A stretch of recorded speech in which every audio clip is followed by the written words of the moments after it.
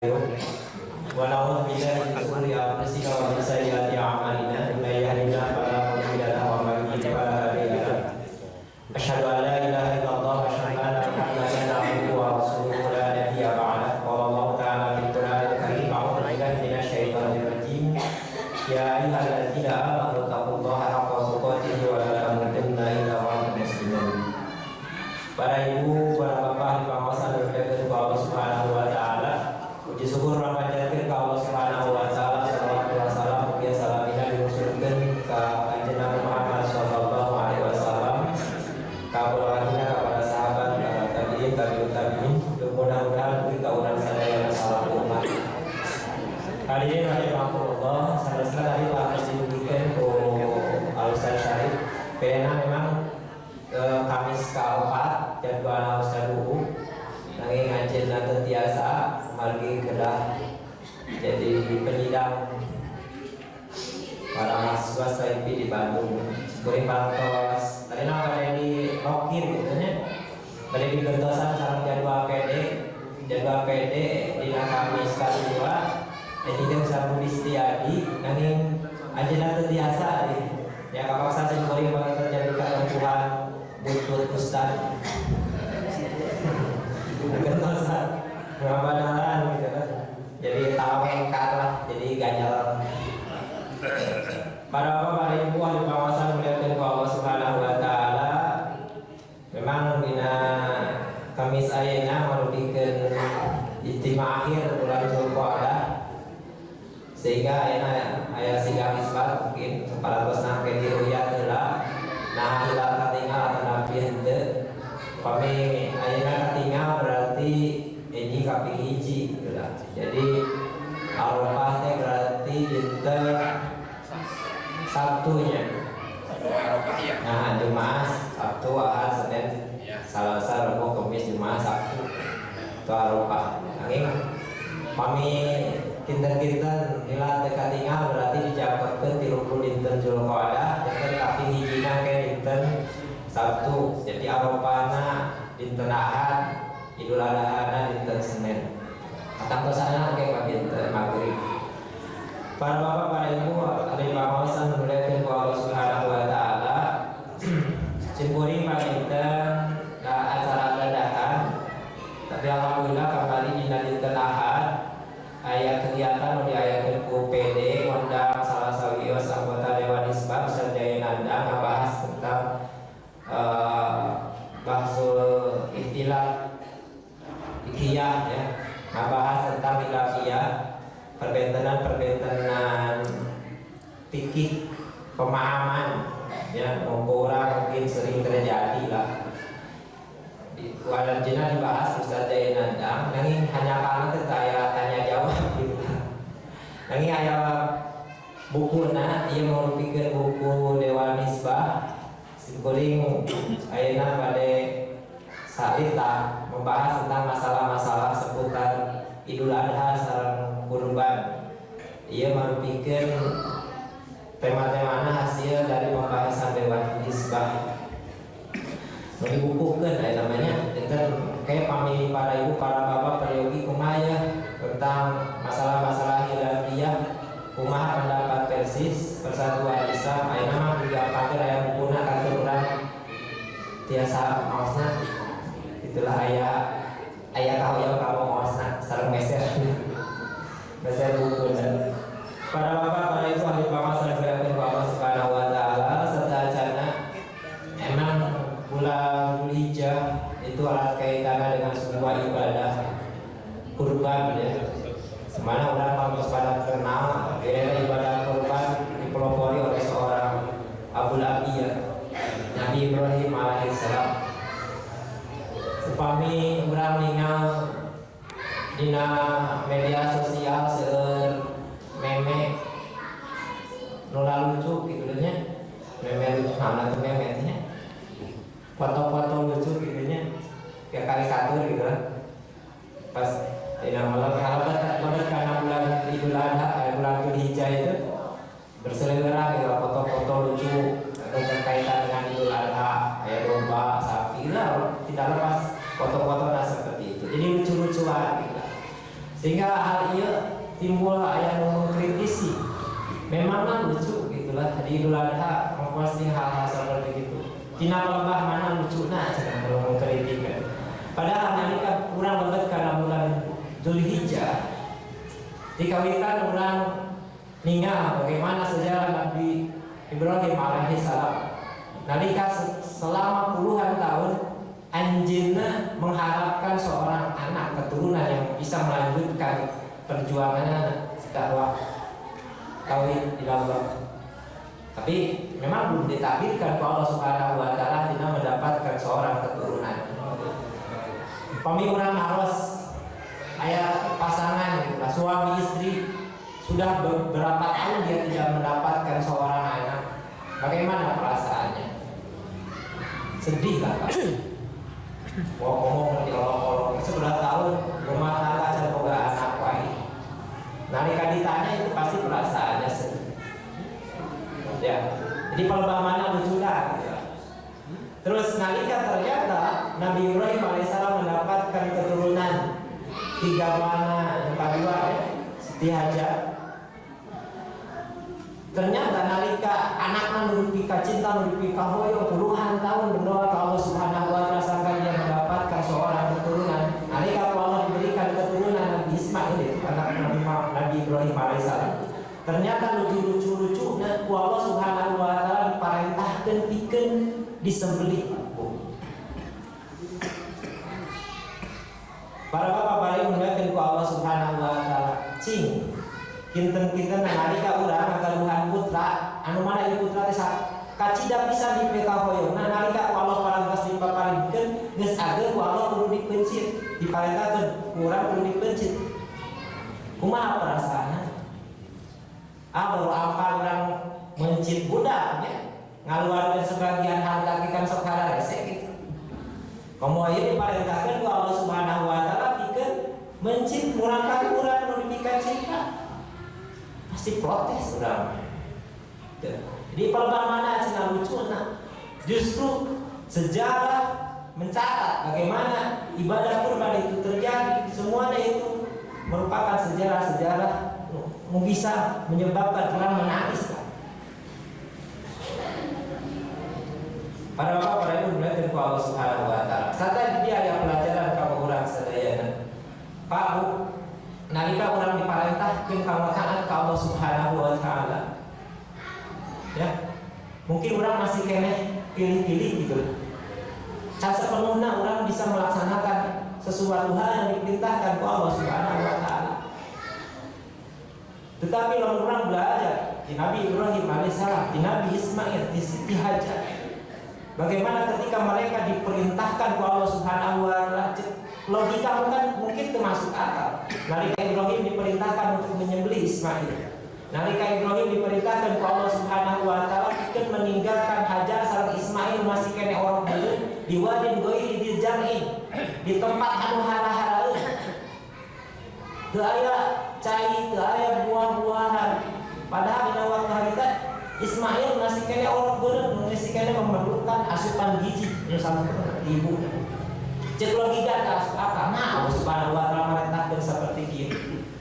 Tetapi semua itu bisa dibuktikan oleh Ibrahim dan Siti Hajar. Dia bentuk ketaatan Allah Subhanahu wa taala. Pak, ternyata bagi orang membaca sejarah tentang para rasul, utusan Allah Subhanahu wa taala, benar-benar keimanan, ketakwaan ke Allah Subhanahu wa taala betul-betul sehingga mereka diperintahkan ke Allah Subhanahu wa taala taat mereka. Daya protes itu. Dan mereka menjalankan itu sama sekali tidak tahu ada apa hikmah di balik itu kan. Ayana di balik perintah Allah Subhanahu wa taala. Jadi nalika anjeunna semata-mata menjalankan ketaatan itu hikmah hate ka Allah Subhanahu wa taala dan mereka tidak tahu akan apa di balik perintah Allah Subhanahu wa taala. Ternyata dari ketidaktahuannya itu ada kejutan-kejutan di Allah Subhanahu wa taala. Pak, nalika Nabi Ibrahim alaihissalam diparentahkeun pikeun menyembelih Ismail, Nabi Ibrahim terangeun teu yen eta Ismail rek digenti ku Allah Subhanahu wa taala ku domba. Tahu tidak? Henteu. Tidak tahu. Yang tahu dia harus menyembelih anaknya Ismail. Ternyata di balik semua itu, nalika kesok di karena leher dan Ismail Allah kan menegur ganti bebas alur. Jadi ketidaktahuan untuk menjalankan ketaatan Allah Subhanahu wa taala kepada Allah Subhanahu wa taala, ada kejutan-kejutan di Allah Subhanahu wa taala. Contoh sanes, nalika Nabi Nuh alaihissalam diparentahkeun ku Allah Subhanahu wa taala pikeun ngadamel sebuah bahtera perahu nu ageut. Nah, yang Nabi Nuh terangeun rek aya banjir bandang nu sakitu rongkah. Kan dia tidak tahu. Contoh sanes, nalika Nabi Musa alaihissalam dikejar ku Firaun sareng bala tentara sehingga dia mentok karena di hadapannya ada lautan yang begitu luas. Nalika ku Allah Subhanahu wa taala diparentahkeun, "Hai Musa, teungkeun eta tongkat kana lautan." Nabi Musa terangkeun, "Yen eta nalika tongkat diteungkeun kana lautan, eta laut terbelah jadi jalan." Kan tidak tahu. Tetapi nalika ada jenah taat melakukan perintah di Allah Subhanahu wa taala, ternyata di balik itu ada kejutan di Allah Subhanahu wa taala. Tahu lama kadang-kadang sok firman, lu menjalankan ngajalankeun perintah ketaatan ke Allah Subhanahu wa taala. Kira-kira ada keuntungan kadang-kadang sok ragu. Atau lebih contoh dari nalika ibunya Nabi Musa alaihissalam, ya. Kan nalika lahir Nabi Musa alaihissalam itu ada sebuah aturan kebijakan di Fir'aun. Sing sahawa yang lahir anak lalaki dina taun ieu paehan. Dan kebetulan Nabi Musa alaihissalam lahir di waktu ada kebijakan itu. Sehingga nalika ibunda Musa alaihissalam melahirkan, ani disumput sangkan salam kekapangi ku tentara Fir'aun. Dan ya sangat dianehkan cek logika. Kunaon Allah Subhanahu wa taala geus marentahkeun ibunda Musa alaihissalam sangkan malikeun Nabi Musa alaihissalam karena susukan. Cek logika kumaha marentahkeun teh lain sing disalametkeun kalau kudu dipalikeun gitu. Tetapi itu terprotes kan. Iya mas mata-mata apa ke Allah Subhanahu wa taala karena perintah. Nah, ternyata nalika Musa dipalikeun dia kepada keluarga Fir'aun kan.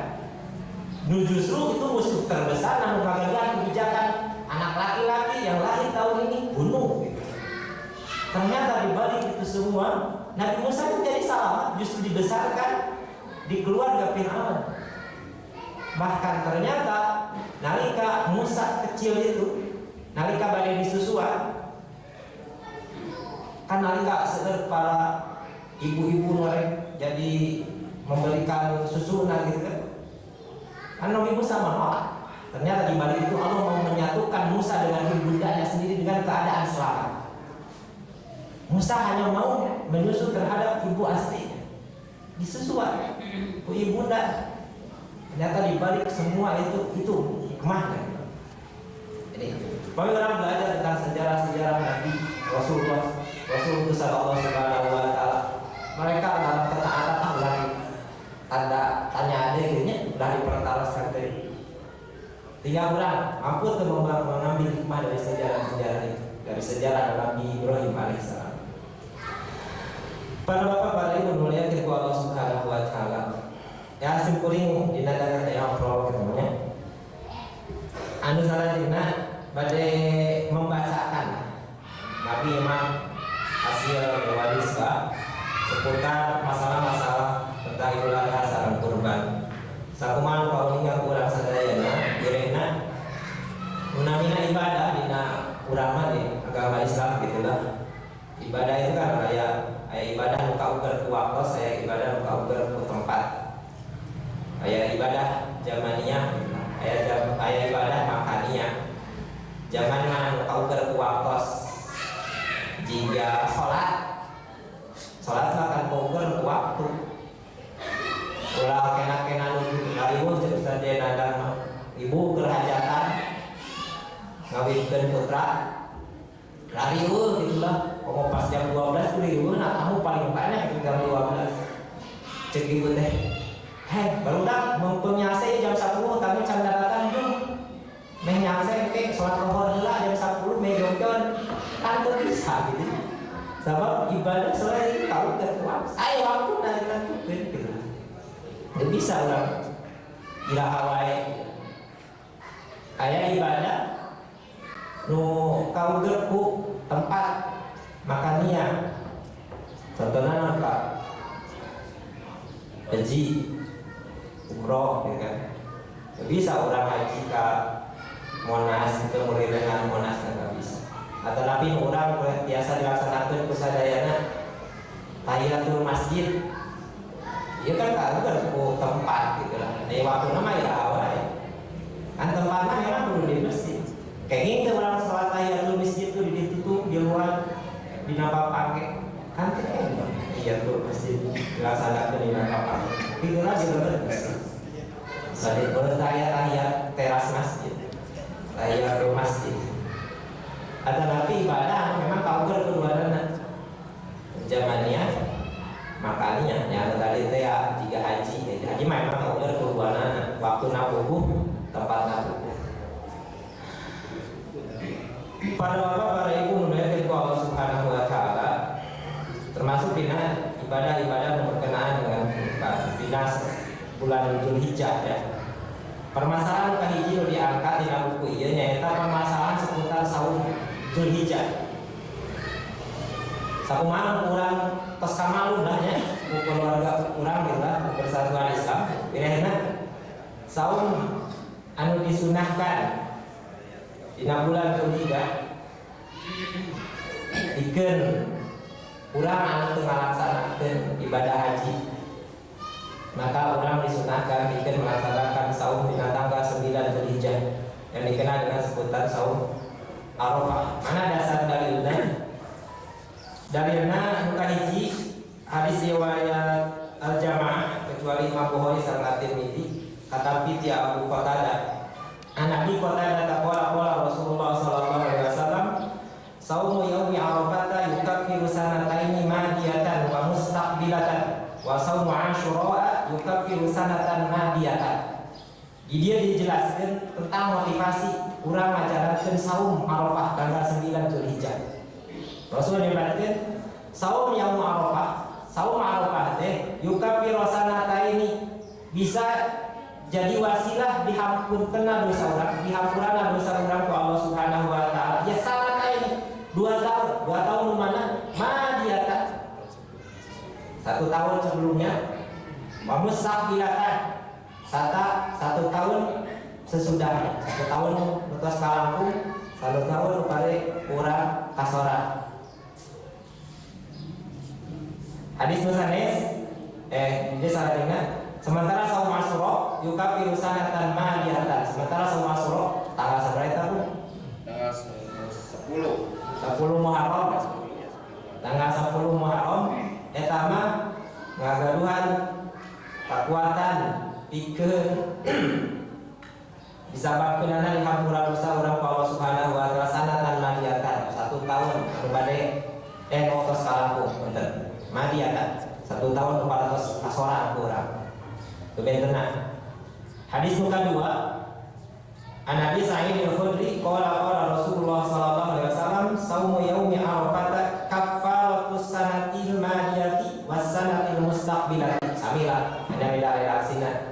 Jadi saum Arafah ngagaduhan kegunaan biasa dihapura dosa urang ka Allah Subhanahu wa taala 1 tahun kapangkar 1 tahun bade kasoran. Para ibu, para bapak, hadirin hari pawasan muliakeun ku Allah Subhanahu wa taala. Upami orang membaca hadis, orang sok mendapat setiap ibadah-ibadah anu sunnah senantiasa ku Allah Subhanahu dina hadis itu bahasana sering memakai motivasi ya. Saum Asyura ngagaduhan keutamaan dihapura dosa 1 tahun kapangkat. Saum Arafah itu kan sunnah katanya. Dihapura dosa 2 tahun, 1 tahun kapangkat, 1 tahun pada kasaran. Sholat sunat fajar sebelum sholat subuh subuh. Nah, keutamaannya itu lebih baik daripada dunia dan isi. Dunia dan isinya. Itu senantiasa seperti itu, ada motivasi. Nah, sebabnya sebagai yang menyebutkan wirena nunamina ibadah sunat mah sok lepas tina perhatian orang, maka perlu motivasi. Sok di apilayurkeun gitu lah. Ibadah sunat pirage sunat. Gitunya pirage sunat bae lah ditinggalkeun ge. Beda jeung wajib. Wajib mah teu aya motivasi nu seperti itu, teu aya pambibitan gitu lah. Tapi wajib mah emang mau tidak mau itu harus dilakukan, dan itu mah kewajiban. Sementara nu sunat mah kadang-kadang orang sok api lain, sunat ieu tinggalkeun, makruh ieu jalankeun. Beda gitu kan. Bahkan nu sunat mah senantiasa diberikan motivasi, dorongan, misalkan orang bisa ngalakukeunana kan. Seperti saum Arafah didorong 30 Rasulullah SAW, ya keutamaan. Misalkan orang biasa ngajarankeun ibadah sunat Rasulullah SAW. Selanjutnya para bapak, para ibu melihatkan ke Allah Subhanahu wa taala, timbul kata rosan. Mungkin orang sering membaca di WA gitu kan, berseliweran tentang keutamaan ibadah saum di bulan Dzulhijjah gitu. Banyaknya enak berseliweran mereka masuk bulan Dzulhijjah. Keutamaan 10 hari bulan Dzulhijjah gitu kan. Banyak lah. Jadi muncul pertanyaan, nah saum di bulan Dzulhijjah itu hanya 1 hari, tanggal 8 Uhud disebut saum Arafah, atau nanti saum nanti dilakukan sejak tanggal 1, 1, 2, 3, 4, 5, 6, 7, 8, 9 gitu. Orang melaksanakan saum 9 hari dimulai tanggal 1 Dzulhijjah. Memang pertarusan ini muncul dikarenakan terdapat fatwa yang mengatakan demikian. Jadi orang yang mau ingin WhatsApp gitunya, saya rujukan hadisnya, yang hadisnya dia dicungkuri pada dibukikan hadis riwayat Imam Abu Dawud, Ahmad dan Imam Al-Baihaqi. An ba'di azwajin Nabi sallallahu alaihi wasallam qala kana Rasulullah sallallahu alaihi wasallam yasumu tis'a Dzulhijjah wa yauma Asyura wa salasata ayyamin min kulli syahrin. Di dia dijelaskan an ba'di azwajin Nabi sallallahu alaihi wasallam, di sebagian istri Nabi Muhammad sallallahu alaihi wasallam anjeunna nyarios kabuktian Rasulullah sallallahu alaihi wasallam yasumu tis'a Dzulhijjah, anjeunna ngalakukeun saum tis'a Dzulhijjah. Taya jadi permasalahan. Jadi disebutkan yang Nabi Muhammad sallallahu alaihi wasallam saur sebagian istrina anjeunna sok melaksanakeun saum tis'a Dzulhijjah, saum 9 Dzulhijjah di dalam diharuskan. Ia jadi permasalahan. Ya, ayat 9 Dzulhijjah. Jika yang berpendapat yang 9 Dzulhijjah itu ya 9 hari di bulan Dzulhijjah dimulai tanggal 1 sampai tanggal 9. Ya. Paminingan redaksi hadisna ngalaksanakeun saum dina tanggal 1 rugikeun ka tanggal 9 di bulan Dzulhijjah. Kumaha ulama dewan nisbah persis ya keumuman. Ternyata sapanapasnya dilakukan penelitian terhadap seluruh sanad saromatan hadis terkait.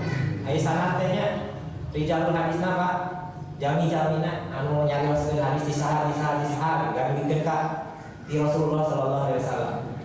Pamimatna redaksi hadisna, isi hadisna.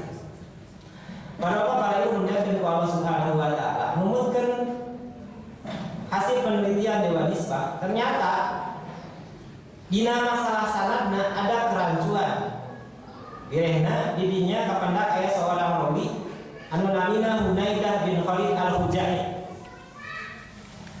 Jadi Hunaidah bin Khalid al-Hujani anjeunna ngariwayatkeun ieu hadis dengan beberapa versi. Anjeunna nyebatkeun yang di hadis teh an imroatihi katampi ti istrina Nabi Muhammad sallallahu alaihi wasallam. Redaksi sanes nyebatkeun an ba'di azwajin nabiyyi katampi ti sebagian istri Nabi Muhammad sallallahu alaihi wasallam. Redaksi hadis sanes versi sanes nyebatkeun an ummil mukminin katampi ti ummul mukminin. Redaksi sanes oge nyebatkeun an ummihi ti ibuna. Redaksi sanes nyebatkeun an ummi salamata katampi ti ummu salamah. Versi lain nyebatkeun an Hafsah katampit di Hafsah. Ia menjadi permasalahan ternyata Hunaidah bin Khalid al-Khuzai dia meriwayatkan hadis dari beberapa versi, sehingga ini disebutkan hadisnya mutawattir. Tisaha atau hubungan cekurang mungkin itu saha hubungan hadis ieu teh. Ya, maka digolongkeun hadis mutawattir. Hadis mutawattir teh hadis anu goncang lah, teu puguh tadi. Nalika diriwayatkan hadis ieu teh teu puguh kitu lah tisaha-saha teh. Eta dina segi sanadna mutawattir gitu. Sementara nalika arek diampropkeun, dikompromikeun karena hadis mutawattir itu sama dalam kondisi dia kuat gitu kan. Bade ditinggal dia kasih kesimpulan melalui jalan thariqatul jami dikompromikeun tidak bisa. Ada lagi yang ditaji diambil mana yang lebih kuat, oke terbiasa itu hadis mutawattir. Para ibu melihat Allah Subhanahu wa taala sarta mutawattirna sanes ngan ngukur hadis mutawattir sanes ngan ngukur dina masalah sanad. Tapi oke di mata tapi kadang-kadang terjadi gitu lah. Matana goncang. Namun nanging anu sering terjadi itu di sanad, di matan mah aya sih tapi teu saseueur dina masalah sanad. Para bapak para ibu melihat Allah Subhanahu wa taala salajengna nalika ditaliti dina masalah matan isi redaksi hadisna Dewan Isma nyebatkeun yang matan ieu hadis terindikasi pada kelainan dan simpang siur teks antara satu dengan yang lainnya. Bagaimana? Ieu pemisalannya tina sumber nu sami nyaeta katampi di sebagian istri Nabi sallallahu alaihi wasallam an ba'di azwaji Nabi sallallahu alaihi wasallam. Ternyata redaksina benten-benten aya sababaraha versi deui sami redaksina oke. Versi Abu Dawud Ahmad bin Hambal Al-Baihaqi versina disebutkan dina redaksina yasumu tis'a dzulhijjati wa yauma asyura. Jadi mah disebutkan tis'a dzulhijjah redaksina.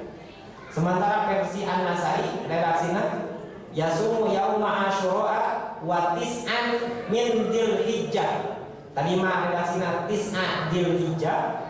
Anu versi nu kadua mah wa tis'an min dzulhijjah.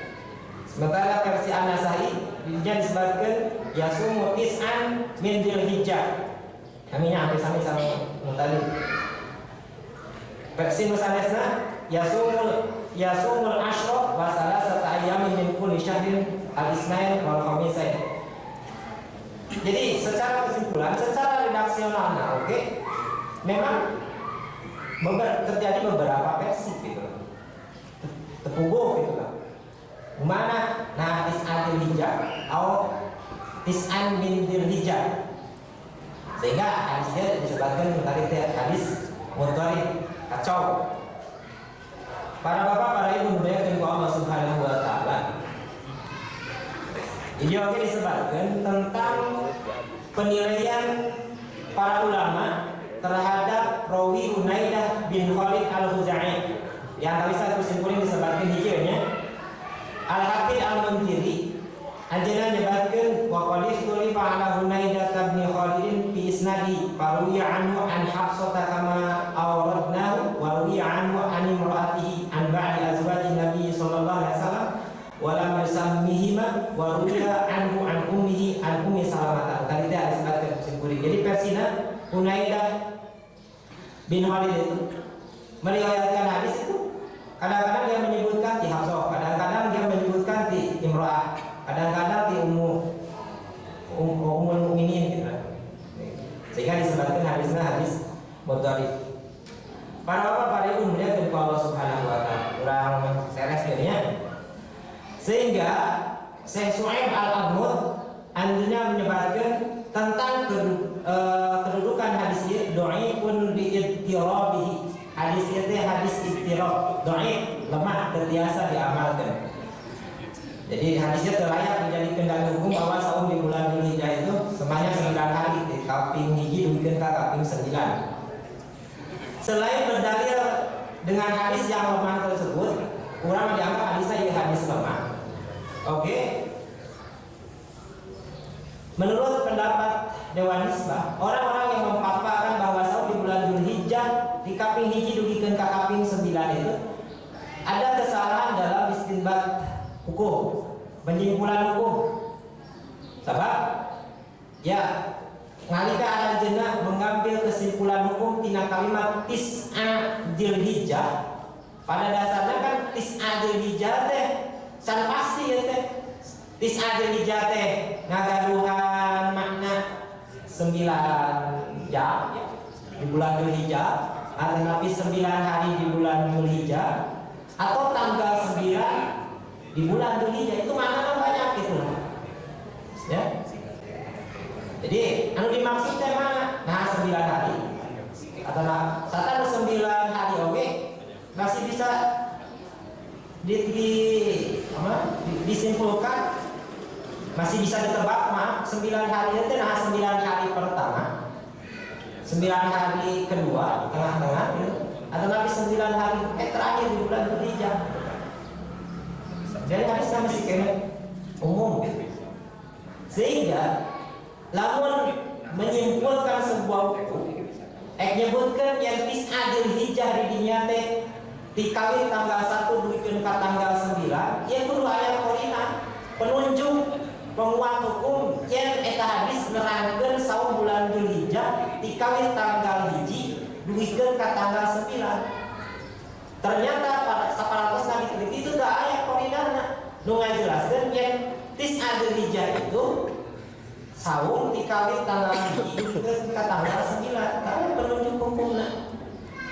Kanggo pembanding kan, nalika dina Quran surat Al-Baqarah ayat 196 Allah Subhanahu wa taala nyebutkeun fasyamu salasati ayyamin fil haji. Ya kifarat bener. Kage anu bukan pelanggaran di waktu melaksanakan haji. Fasyamu salasati ayyamin fil haji. Wa sab'atin idza raja'tum tilka asyaratun kamilatun. Tah, didinya ayat kalimat seperti tadi, seperti tis'a Dzulhijjah. Ayat kalimat wasab'atin, jadinya tadi disebutkan nah 7 poe atau napi tanggal 7 jadi disebutkan. Tetapi orang bisa menentukan yen wasab'atin itu adalah 7 hari nalika orang tos pulang ke tempat tinggal. Di mana bisa menyimpulkan itu? Iya sabab ayat korinana mana? Korinana nu tadi teh tina kalimat sebelumnya salah sati ayamin lah ayat kalimat 3 hari nalika melaksanakan ibadah haji. Oh berarti saat ini dia teh 7 hari nalika sudah pulang. Serta ayat keterangan terakhirnya tilka asyaratun kamilatun, itulah 10 hari yang sempurna. Kan Roy? Jelas kan? Beda dengan tadi hadis tis'a Dzulhijjah, ada penjelasan. Nah tanggal salapan, nah jam salapan, nah 9 hari. Jadi menurut Dewan Hisbah hadis ini secara istinbat hukum terbiasa dipertanggungjawabkan, secara sanad dan matan oke terbiasa dipertanggungjawabkan. Hadisnya lebih lemah. Ulama biasanya ngajarankeun hadis anu jelas tadi teh anu di awal yang saum Arafah di tanggal 9 ngagaduhan kegunaan dihampura dosa orang Allah Subhanahu wa taala 2 tahun, 1 tahun 14 1 tahun baris kasar. Para bapak, para ibu muliakan Allah Subhanahu wa taala. Sanesna teh seueurnya keterangan anak. Pami bapak bade maca enggak? Salahnya masalah nomor 2. Ya kan waktu.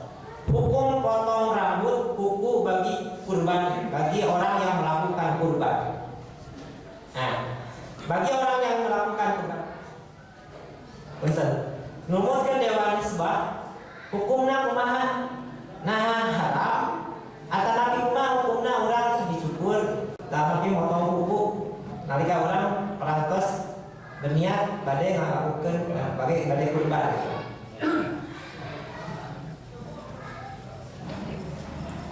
Para bapak, para ibu melihat ku Allah Subhanahu wa taala. Memang ada hadis anu diriwayatkeun ku Imam Muslim saur Rasulullah sallallahu alaihi wasallam, man kana lahu dzambun yadbahu fa idza ahalla hilalu dzulhijjah fala ya'khudanna min sya'rihi wala min afqarihi syai'an hatta yudhhiya. Siapa yang punya binatang sembelihan dan apabila telah memasuki awal Dzulhijjah, tanggal 1 Dzulhijjah, maka janganlah ia memotong rambut dan kukunya sampai ia berkurban. Itu ayat kalimat itu.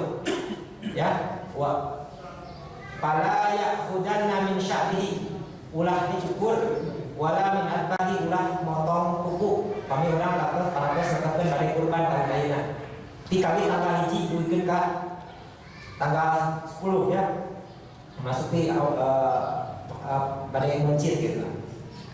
Para bapak, para ibu muliakan Allah Subhanahu wa taala. Hadis kedua beda redaksinya. Intinya disebutkan man ahalla hilala dzulhijjah wa la udakun yuridu ayat bahahu fal yumsik an sya'rihi wa adfarihi. Ayat kalimat fal yumsik an sya'rihi wa adfarihi. Hendaklah ia membiarkan atau memotong rambut sareng kuku. Nah, kami orang ningali teh parentah era larangan. Ulah motong rambut, ulah motong kuku. Dina qaidah usul fikih al-aslu fin nahyi litahrim. Asal dina larangan itu hukumna haram. Teu meunang mun aya larangan redaksi dina hadis atau redaksi dina Al-Qur'an aya kalimat la misalkan, maka hukumna urang haram melakukan apa yang dilarang itu secara asalnya. Namun kaidah mengajarkan illa liqarinatin atau nabi dina redaksi illa madal dalilu ala khilafi illa liqarinatin, kecuali ayat penunjuk anu nerangkeun yang derajatna teu sampai haram tetapi jadi makruh gitu lah. Derajatna jadi makruh teu sampai haram. Para bapak, para ibu muliakan ku Allah Subhanahu wa taala. Jadi ya Dewan Islam menyimpulkan yang memotong rambut, memotong kuku pikeun kurbani, jamin pada kurban hukumna makruh. Sabab aya qarinah penunjuk hukum yang sabda Rasulullah sallallahu alaihi wasallam dina hadis riwayat Abu Daud, fatilka tamamu udhiyatika indallah. Eta teh mangrupikeun kelengkapan kurbanmu di sisi Allah. Jadi tidak memotong rambut, tidak memotong kuku, itu mah hanya sebatas kelengkapan kurban, hanya sebatas kelengkapan kurban. Jadi mangga gitu kan, tapi hukumnya makruh tadi karena makruh teh dilaksanakan beda jeung sunat tinggal makruh, hukumnya makruh. Jadi kesimpulannya disunatkan bagi yang kurban tidak memotong rambut, tidak memotong kuku di tanggal 1 duikeun ka tanggal 10 Dzulhijjah. Kumaha lamun niat kurbanna tanggal 5 kakarap boga duit rek kurban kan teu bisa. Di tanggal 1 teu bisa kan rek teh ayeuna tanggal 5. Saur para ulama pek we lakukeun di tanggal 5 duikeun ka sesana gitu nya. Tetapi tanggal 7 kalau boga duit rek kurbanna gitu. Jadi tanggal 7 gitu ulah motong kuku, ulah motong rambut. Nu kadua dimakruhkan bagi kurbani memotong rambut dan kuku dari tanggal 1 Dzulhijjah sampai hewan kurbannya disembelih. Para bapak, para ibu muda dan Allah Subhanahu wa taala. Ajeng keuli teh. Kalau pilihannya pentingnya unggul. Takbiran kalau dibahas Pak, takbiran Idul Adha. Sekedapnya takbiran Idul Adha. Tira orang takbiran Idul Adha, gitu-nya. Takbiran Idul Adha tira aya nu berpendapat takbiran di tanggal 1 gitu kan. Ini dia disebutkan takbiran Idul Adha. Tapi memang urang teu dibiasakeun gitu kan. Padahal ia adalah sunnah Rasulullah sallallahu alaihi wasallam. Yang tawisna hadisna ti Ibnu Umar, Ibnu Umar anna Rasulullah sallallahu alaihi wasallam kana yukabbiru yaumal fitri min hina yakhruju min baiti hatta yatiyal musalla. Iman rangkeun takbiran Idul Fitri. Yang takbiran Idul Fitri mah di yaumul fitri kayak hina yakhruju min baiti, nalika urang keluar di bumi menuju lapangan pada melaksanakeun salat jamaah Idul Fitri. Eta waktuna gikeun ka khatib naik mimbar. Salah jenah, langsung karena penjelasan takbiran Idul Adha. Jadi takbiran Idul Adha mah beten ketentuan hadisna an Jabir qala kana Nabi sallallahu alaihi wasallam yukabbiru yauma Arafah salatal ghadati ila salatil asri akhir ayyami tasyrik. Di dia disebutkan ti Jabir yang kabuktian Rasulullah sallallahu alaihi wasallam hadisna riwayat Imam Al-Baihaqi Nabi Muhammad sallallahu alaihi wasallam anjeunna takbir yauma Arafah salatil ghadati tikawit tanggal 9 saparantosna anjeunna ngalaksanakeun salat subuh dugikeun ka iraha. Jadi tanggal 8 sabada salat subuh dugikeun ka iraha ila salatil asri akhir ayami tasrik dugikeun ka salat asar dina tanggal 13 Zulhijjah. Panjang Pak. Tapi orang jarang Pak. Justru orang mah orangnya itu Idul Adha mah kadang-kadang terapi. Padahal dina bahasa orang Idul Adha itu raya agung, raya hari raya besar. Ya, takbiranana lebih lagi. Yang dari Idul Fitri masuk ayat THR. Jangan hari raya Idul Adha mah THR-nya bedanya. Padahal sekurang THR itu menikahnya Idul Adha. Nah sebabnya bisa mengurban loba THR-nya dijieun pakai kurban. THR 7.200.000 masih tanah holokeun. Tenepi. Karena ya. Idul Adha mau THR geus dibikeun THR. Tenepi. Para bapak para ibu memuliakan Allah Subhanahu wa taala. Jadi itu batasannya takbiran. Itulah sawaran nage Idul Adha mah. Dikawin tanggal 8 subuh, dugikeun ka tanggal 13 Asyar. Iraha waktuna, nah eta mah iraha pada salat wajib takbiran sabaraha kali gitu nya. Beberapa kali mangga para bapak para ibu memuliakan Allah Subhanahu wa taala. Kumaha redaksina mah sami lah sapertos syukuran dilaksanakeun. Ya, takbirna redaksina aya 2 kan. Sakumaha dina redaksi di para sahabat memang takbiran mah redaksina hadisna hadis mauqufnya. Hadis marfu sanes yang dilakukan para rasul, tetapi hal dilakukan kepada sahabat gitu lah. Sahabat Umar, Ibnu Abbas, ya ada dina kumaha takbiran. Nah, redaksina memang ada 2. Redaksi nu kahiji nyata Allahu Akbar, Allahu Akbar, la ilaha illallah, wallahu akbar, Allahu Akbar, walillahil hamd. Iman umumnya, emot Bu. Anu dua, Allahu Akbar, Allahu Akbar, la ilaha illallah, wallahu akbar. Sementara di rumah cek Dewan Isbah, cek urang mah di rumah. Jadi aya nu tapi Allahu Akbar, Allahu Akbar, Allahu akbar. Redaksi nu kedua menyebut Allahu Akbar, Allahu Akbar, Allahu Akbar kabiro. Imam pondok Bu, Allahu Akbar 3 kali, Allahu Akbar, Allahu Akbar, Allahu Akbar kabiro. Aneh bisa. Aneh bisa, beda pada 2 kali soalnya. Kayaknya ngomong dia nya. Aliran naon sebenarnya. Aliran listrik.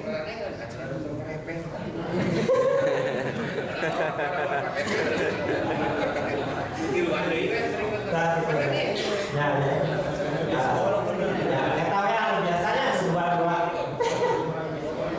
Tapi dah kami kurang. Para bapak para ibu memuliakan Allah Subhanahu wa taala. Hiji deui tapi tos jam 5, tos wae tekap Pak. Hah? Hiji deui. Hiji deui artinya rangsolkeun. Permasalahan ke-9, ieu mah ka urang alika urang mencit sapi, mencit domba. Nah, beungeut eta sapi teh kudu ka kiblat atawa ka kumaha? Pamunteunna teh sapi. Beungeut sapi atawa beungeut domba teh kudu ka belah mana nya? Lanai. Nah, kudu ka kiblat atawa di kumaha? Menghadapkan binatang kurban ke arah kiblat ketika disembelih. Yes, numutkeun Dewan Isbah bukan sebagai syarat sahnya penyembelihan. Dan tidak terdapat satu keterangan pun dari Rasulullah yang memerintahkan hal tersebut. Adapun tentang riwayat bahwa Rasulullah menghadapkan kedua gibasnya ke kiblat ketika akan disembelih, riwayat hujah sebab hadisnya dhaif.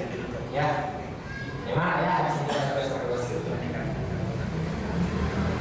akhirnya sama kesimpulan atau kesimpulan di sebagiannya kami penasaran ayam guna kayak biasa namun sana dia sama biasanya ayahnya ayam kayak di perpustakaan mahal pada bapak pada ibu melihat Allah Subhanahu Wa Taala apa sah ingin kan lagi pada penasaran ayah tak sadayana permasalahan berkaitan dengan masalah Idul Kurban, Idul Adha hanya tinggal untuk kami ayah